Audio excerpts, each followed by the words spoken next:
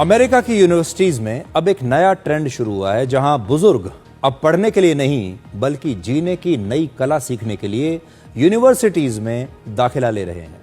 यहां 60 से 80 साल के बुजुर्ग 20 साल के छात्रों के साथ एक ही क्लास में बैठकर जिंदगी के अपने आखिरी पड़ाव में एक नए अध्याय की शुरुआत कर रहे हैं।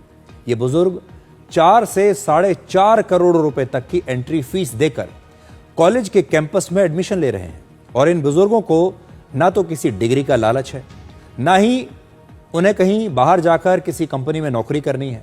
इनकी सिर्फ एक ही इच्छा है कि वो युवाओं के बीच रहकर कुछ नया सीखना चाहते हैं। अमेरिका की एरिजोना स्टेट यूनिवर्सिटी में बुजुर्गों के लिए एक ऐसा ही रिटायरमेंट कम्युनिटी प्रोग्राम शुरू किया गया है।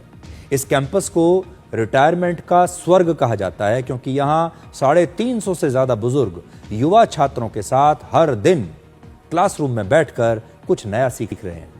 और ये 21 से 22 साल के छात्रों के साथ क्लास अटेंड करते हैं, उनके साथ पढ़ते हैं और कई बार उन्हें पढ़ाते भी हैं, नई चीजें सीखते हैं और अपने अनुभव से उन्हें कुछ चीजें सिखाते भी हैं।